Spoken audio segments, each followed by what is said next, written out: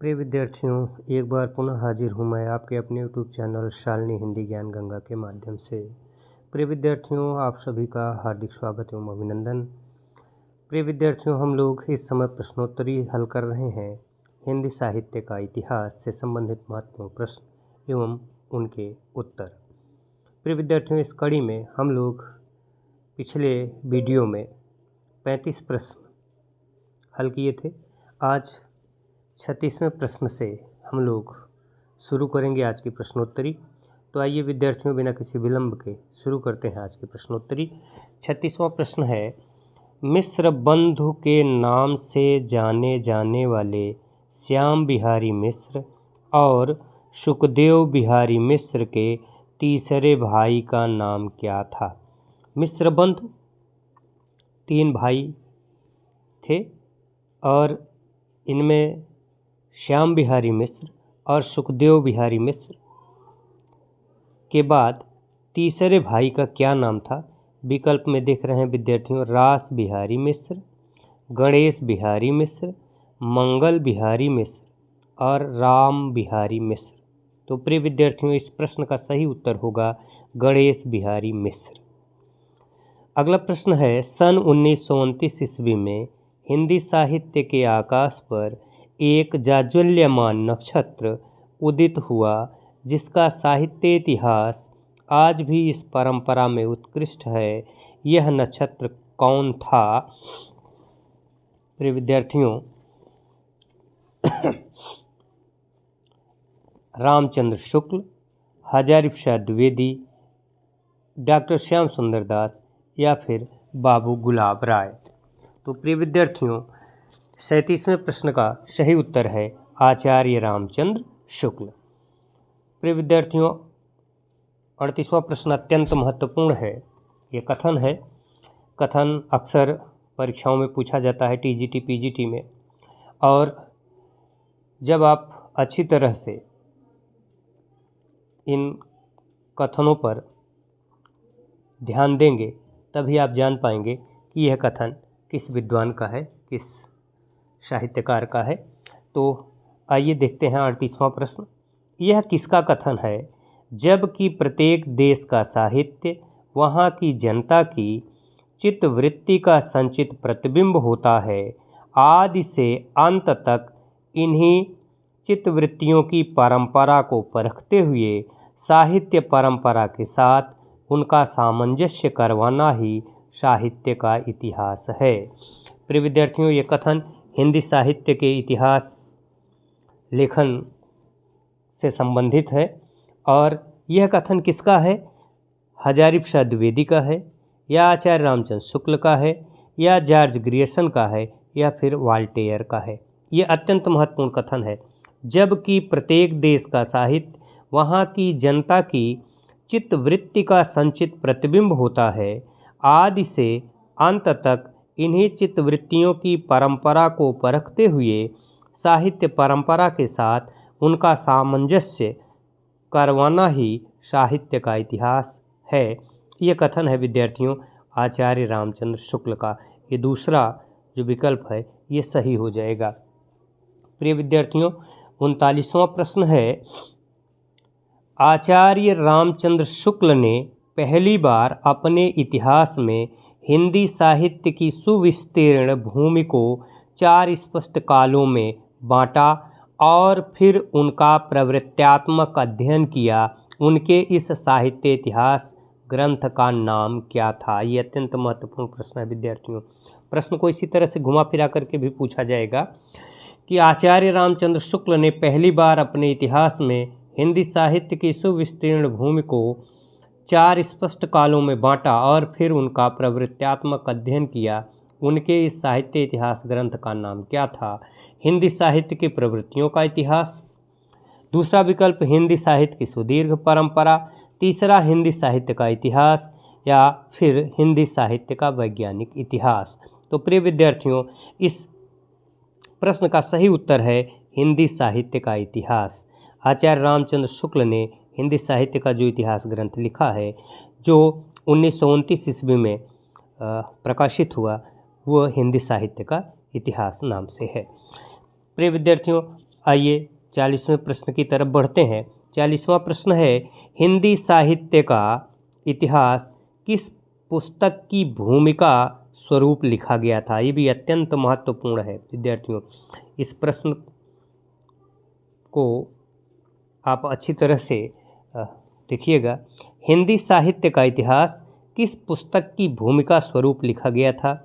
नागरी प्रचारित पत्रिका की भूमिका स्वरूप, अथवा हिंदी शब्द सागर की भूमिका के रूप में, अथवा हिंदी वर्ण रत्नाकर, या फिर हिंदी की विविध बोलियों के स्वरूप के रूप की भूमिका के रूप में। तो प्रिय विद्यार्थियों, यह प्रश्न अत्यंत महत्वपूर्ण है और हिंदी साहित्य का इतिहास जो आचार्य रामचंद्र शुक्ल ने लिखा है, ये हिंदी शब्द सागर की भूमिका के रूप में लिखा गया था और वह हिंदी साहित्य का विकास इसका नाम था। बाद में हिंदी साहित्य का इतिहास हो गया। तो ये प्रश्न बहुत ही महत्वपूर्ण है, इसको आप ध्यानपूर्वक अवलोकित कीजिएगा। हिंदी साहित्य का इतिहास किस पुस्तक की भूमिका स्वरूप लिखा गया था? तो यह हिंदी शब्द सागर की भूमिका के स्वरूप लिखा गया था। प्रिय विद्यार्थियों, आइए 41वें प्रश्न की तरफ बढ़ते हैं।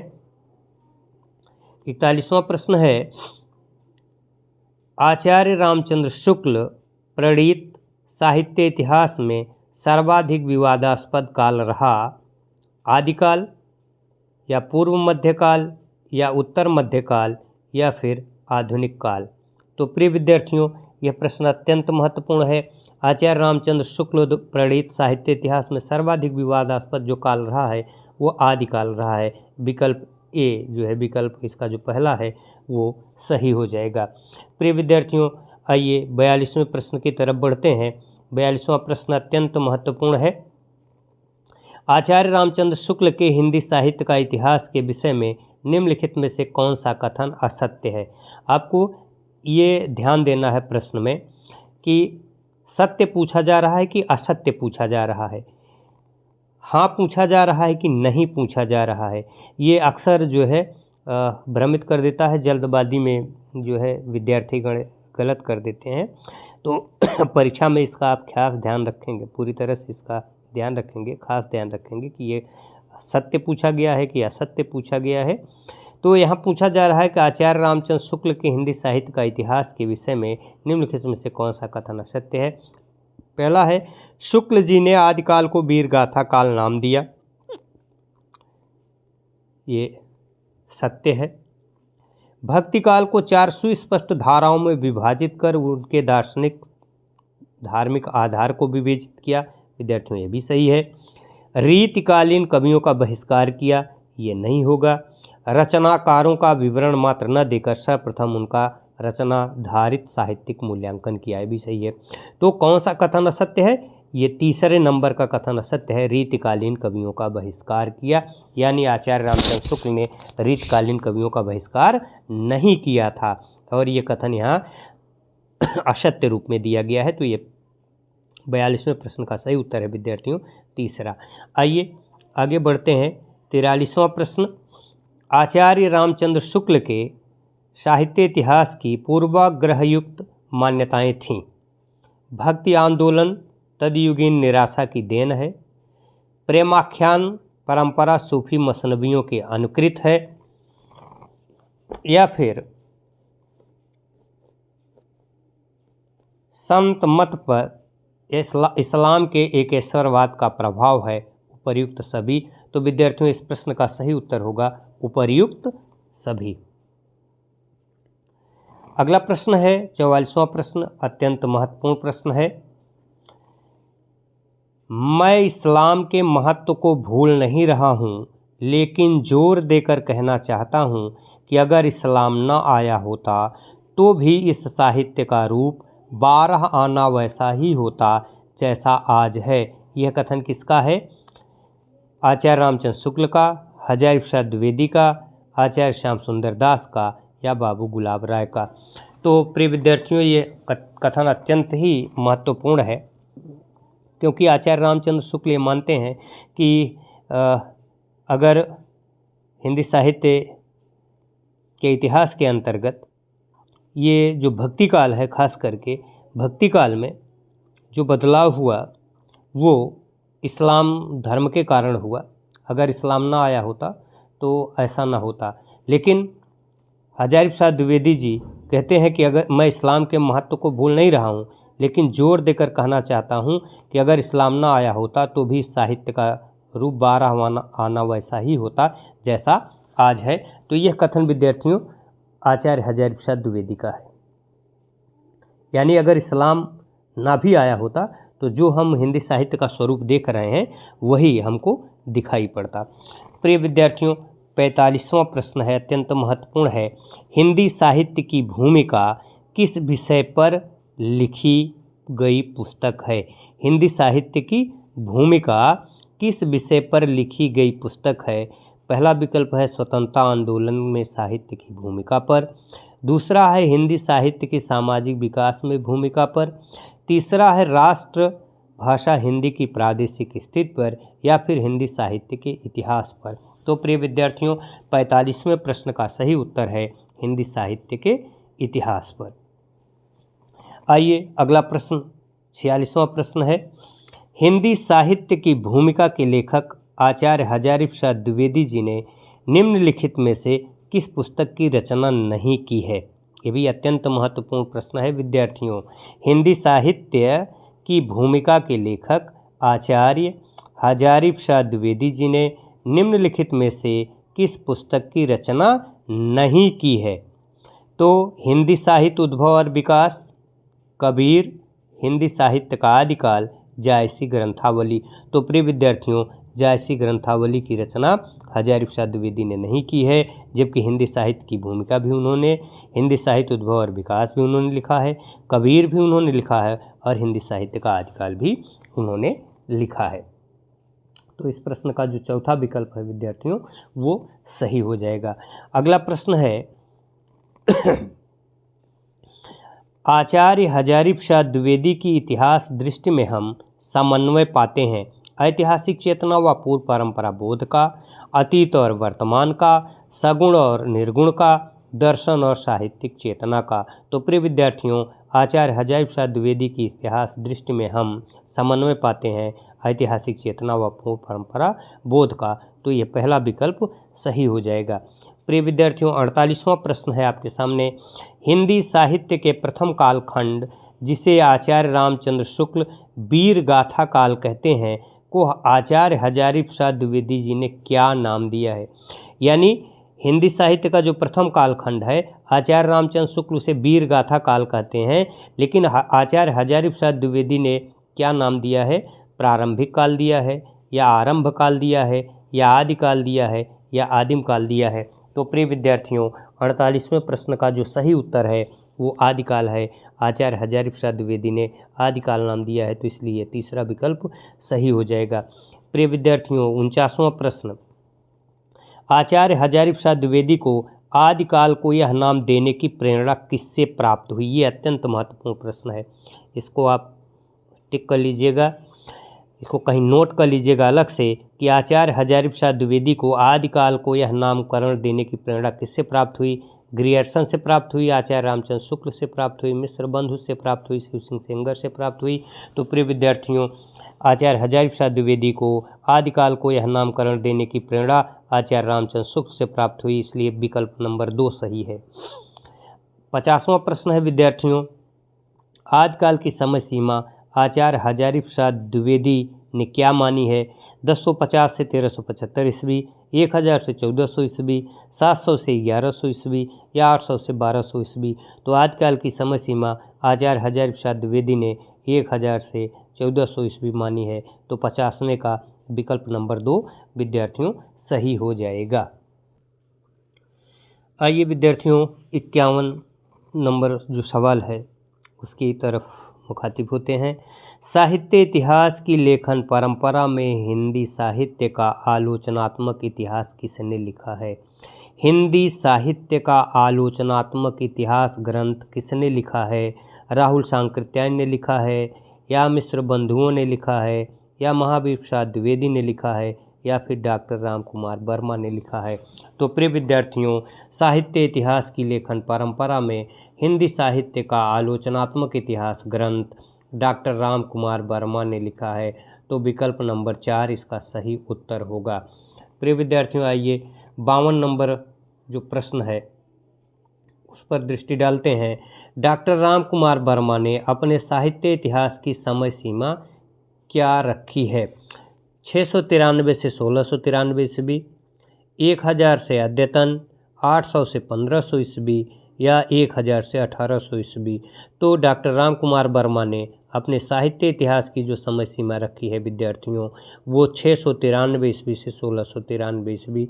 ये विकल्प नंबर 1 इसका सही उत्तर हो जाएगा।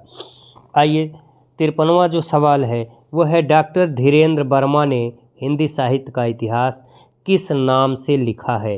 डॉक्टर धीरेन्द्र वर्मा ने हिंदी साहित्य का इतिहास किस नाम से लिखा है?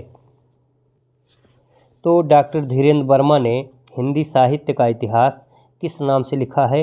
हिंदी साहित्य का सुबोध इतिहास से, या फिर हिंदी साहित्य की भूमिका, या हिंदी साहित्य नाम से, या हिंदी साहित्य का इतिहास। तो प्रिय विद्यार्थियों 53 नंबर प्रश्न जो है, डॉक्टर धीरेन्द्र वर्मा ने हिंदी साहित्य का इतिहास किस नाम से लिखा है? इसका सही उत्तर है विकल्प नंबर 3, हिंदी साहित्य नाम से लिखा है।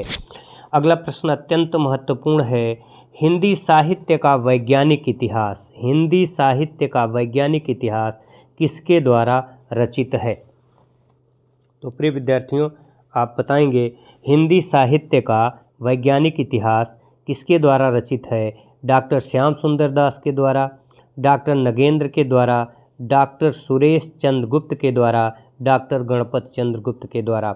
हिंदी साहित्य का जो वैज्ञानिक इतिहास है विद्यार्थियों, यह लिखा गया है डॉक्टर गणपत चंद्र गुप्त के द्वारा। तो विकल्प नंबर 4 इसका सही उत्तर होगा। अगला प्रश्न है, नागरी प्रचारणी सभा एक लब्ध प्रतिष्ठित संस्था है जो नाट्य संस्था है, अनुसंधान परक साहित्य को प्रकाशित करती है, हिंदी भाषा के प्रचार और प्रसार को बढ़ावा देती है, एक शिक्षण संस्था है। तो नागरी प्रचारणी सभा नाट्य संस्था नहीं है विद्यार्थियों। अनुसंधान परक साहित्य को प्रकाशित करती है, ये सही है। हिंदी भाषा के प्रचार और प्रसार को बढ़ावा देती है, ये भी सही है। द जो विकल्प है एक शिक्षण संस्था है, यह भी नहीं है। तो ब और स यानी जो विकल्प नंबर 2 है विद्यार्थियों, ये 55 नंबर प्रश्न का सही उत्तर है कि नागरी प्रचारणी सभा एक लब्ध प्रतिष्ठित संस्था है जो अनुसंधान परक साहित्य को प्रकाशित करती है और हिंदी भाषा के प्रचार और प्रसार को बढ़ावा देती है। तो ब और स ये नंबर 2 विकल्प जो है ये सही है। अगला प्रश्न है विद्यार्थियों, एशियाटिक सोसाइटी ऑफ बंगाल नामक संस्था कहाँ स्थित है? ये अक्सर परीक्षा में पूछी जाती रही है। तो विद्यार्थी गण निश्चित रूप से इस प्रश्न पर आप ध्यान केंद्रित कीजिएगा, इसको कहीं नोट कर लीजिएगा अलग से नोट्स बना करके कि एशियाटिक सोसाइटी ऑफ बंगाल नामक संस्था कहाँ स्थित है?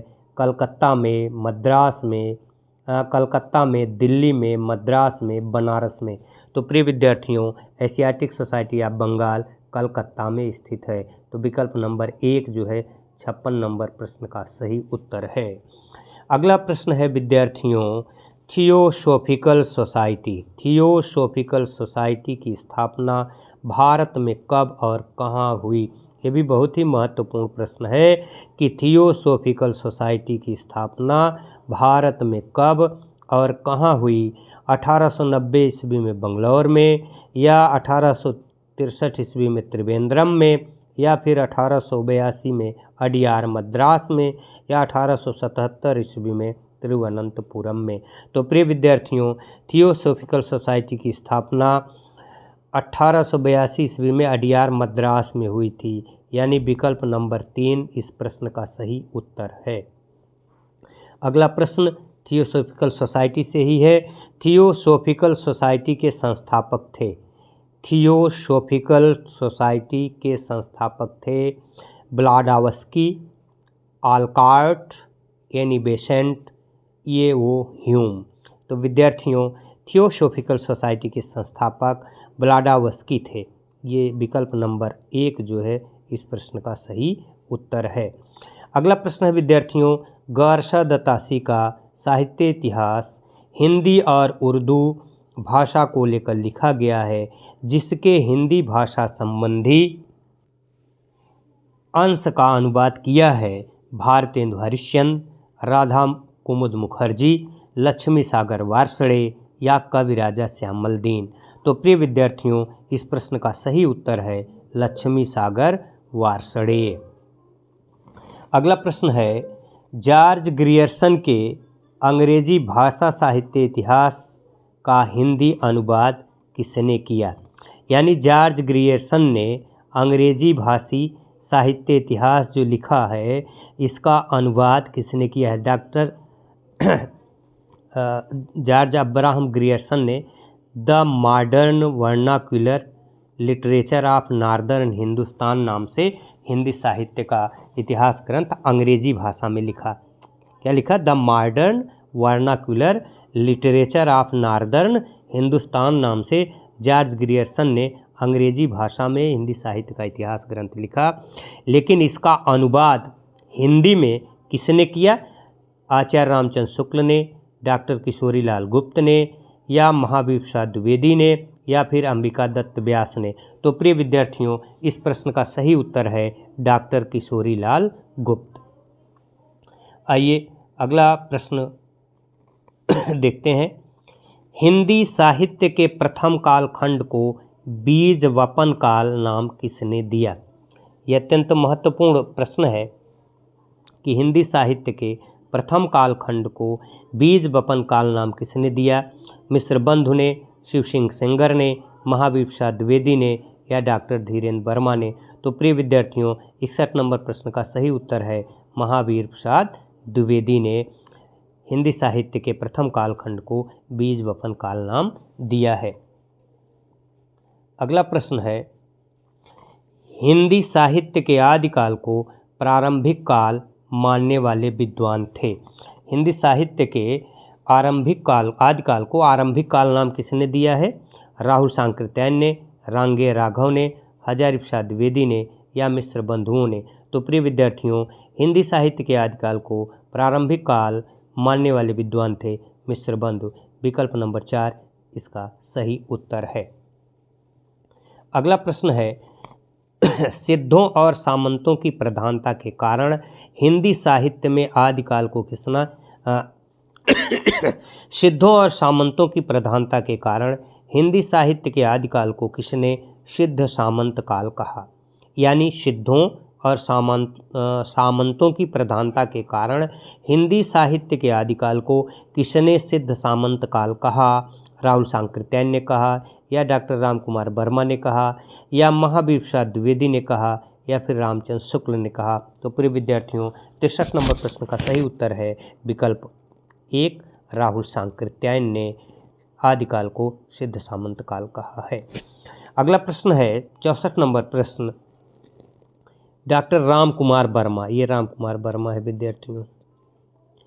डॉक्टर राम कुमार वर्मा ने आदिकाल को क्या नाम दिया? डॉक्टर राम कुमार वर्मा ने आदिकाल को प्रारंभिक काल कहा, कि अपभ्रंश काल कहा, कि चारण काल व संधि काल कहा, या वीरगाथा काल कहा। तो प्रिय विद्यार्थियों, 64 नंबर सवाल का सही उत्तर क्या होगा आप बताइए जल्दी से। डॉक्टर राम कुमार वर्मा ने आदिकाल को क्या नाम दिया? प्रारंभिक काल दिया, या अपभ्रंश काल दिया, या चारण काल व संधि काल दिया, या वीरगाथा काल दिया। तो प्रिय विद्यार्थियों, इस प्रश्न का सही उत्तर नंबर 3 है, चारण काल व संधि काल नाम जो है डॉक्टर राम कुमार वर्मा ने आदिकाल का दिया है। अगला प्रश्न है, आचार्य रामचंद्र शुक्ल द्वारा आदिकाल को वीरगाथा काल नाम देने के पीछे मुख्य कारण था? इस काल में राष्ट्रीय चेतना की प्रबलता, वीर रसात्मक साहित्यिक कृतियों की प्रधानता, वीर नायकों की ऐतिहासिक स्थिति का युग, इनमें से कोई नहीं। तो इस प्रश्न का सही उत्तर है विद्यार्थियों विकल्प नंबर 2, वीर रसात्मक साहित्यिक कृतियों की प्रधानता के कारण आचार्य रामचंद्र शुक्ल ने आदिकाल को वीरगाथा काल नाम दिया था। अगला अत्यंत महत्वपूर्ण प्रश्न है 66 नंबर प्रश्न। ये जिन प्रश्नों पर मैं गोला बना दे रहा हूँ, आप इनको कहीं अलग से नोट कर लीजिएगा, ये परीक्षा की दृष्टि से अत्यंत महत्वपूर्ण है। उत्तर अपभ्रंश को ही पुरानी हिंदी किसने कहा? उत्तर अपभ्रंश को ही पुरानी हिंदी किसने कहा? प्रेमचंद ने कहा, रामचंद्र शुक्ल ने कहा, मिश्र बंधु ने कहा, चंद्रधर शर्मा गुलेरी ने कहा। तो प्रिय विद्यार्थियों, उत्तर अपभ्रंश को ही पुरानी हिंदी जो है चंद्रधर शर्मा गुलेरी ने कहा है, यानी विकल्प नंबर 4 इस प्रश्न का सही उत्तर होगा। अगला प्रश्न है, पुरानी हिंदी और उत्तर अपभ्रंश समानार्थी हैं, विपरीतार्थक हैं, अंशतः समानार्थी हैं, भिन्नार्थी हैं। यानी पुरानी हिंदी और उत्तर अपभ्रंश समानार्थी है या विपरीतार्थक है या अंशतः समानार्थी है या भिन्नार्थी है। तो विद्यार्थियों, यह समानार्थी है, यानी इस प्रश्न का सही उत्तर विकल्प नंबर 1 है। अगला प्रश्न भी अत्यंत महत्वपूर्ण है, ये 68 नंबर प्रश्न। किस भाषा शास्त्री ने हिंदी के आरंभिक रूप को अवहट्ट कहा है? किस भाषा शास्त्री ने हिंदी के आरंभिक रूप को अवहट्ट कहा है? देवेंद्र नाथ शर्मा ने, चंद्रबली शर्मा ने, डॉक्टर भोला शंकर व्यास ने, सुनीत कुमार चटर्जी ने। तो प्रिय विद्यार्थियों, 68 नंबर प्रश्न का सही उत्तर है डॉक्टर भोला शंकर व्यास, यानी डॉक्टर भोला शंकर व्यास विकल्प नंबर 3 इस प्रश्न का सही उत्तर है। हिंदी के आरंभिक रूप को अवहट्ट डॉक्टर भोला शंकर व्यास ने ही कहा है। अगला प्रश्न है, आचार्य रामचंद्र शुक्ल ने हिंदी साहित्य का प्रारंभ कब से माना है? 8वीं सदी से, संवत 1000 से, या फिर 776 ईस्वी से, या संवत 1050 से। तो प्रिय विद्यार्थियों, आचार्य रामचंद्र शुक्ल ने हिंदी साहित्य का आरंभ संवत 1050 से माना है। तो इस प्रश्न का सही उत्तर विकल्प नंबर 4 होगा। अगला प्रश्न है 70 नंबर प्रश्न। गारसा दतासी के पश्चात तजकिराई सुवराई हिंदी नामक साहित्य इतिहास का परिणयन किसने किया? यानी गारसा दतासी हिंदी साहित्य का प्रथम इतिहास ग्रंथ जिन्होंने लिखा है, इनके बाद तजकिराई सुवराई हिंदी नामक साहित्य इतिहास का प्रकरण किसने किया? प्रिय विद्यार्थियों, गारसा दतासी ने किस नाम से हिंदी साहित्य का इतिहास ग्रंथ लिखा है? द इस्तवार ला लिटरेतुर हिंदुई या हिंदुस्तानी नाम से गारसा दतासी ने हिंदी साहित्य का इतिहास लिखा है। लेकिन तजकिराई सुवराई हिंदी नाम से किसने साहित्य इतिहास का परिणयन किया? मौलवी करीमुद्दीन ने, निजामी ने, नुसरती ने, या आबिद हुसैन ने। तो प्रिय विद्यार्थियों, तजकिराई सुवराई हिंदी नामक इतिहास ग्रंथ मौलवी करीमुद्दीन ने लिखा है, इसलिए विकल्प नंबर 1 इस प्रश्न का सही उत्तर होगा। आइए अगले प्रश्न की तरफ बढ़ते हैं। आदिकाल की राजनीतिक पृष्ठभूमि थी हर्षवर्धन साम्राज्य का उत्थान, हर्षवर्धन साम्राज्य का पतन, चौहान राजाओं का शासन, औरंगजेब का शासनकाल।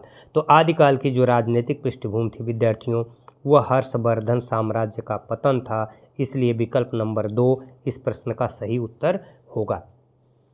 अगला प्रश्न है, निम्नलिखित में से कौन सी काव्यधारा आदिकाल में नहीं थी? सिद्ध साहित्य, प्रेम मार्गी काव्य, जैन साहित्य, या रासो साहित्य। तो प्रिय विद्यार्थियों, आदिकाल में सिद्ध साहित्य भी था, जैन साहित्य भी था, रासो साहित्य भी था, लेकिन प्रेम मार्गी जो काव्य है यह भक्ति काल की निर्गुण काव्य धारा की जो सूफी काव्य धारा है ये उससे संबंधित है, इसलिए 72 नंबर प्रश्न का सही उत्तर जो है वो दूसरा विकल्प है।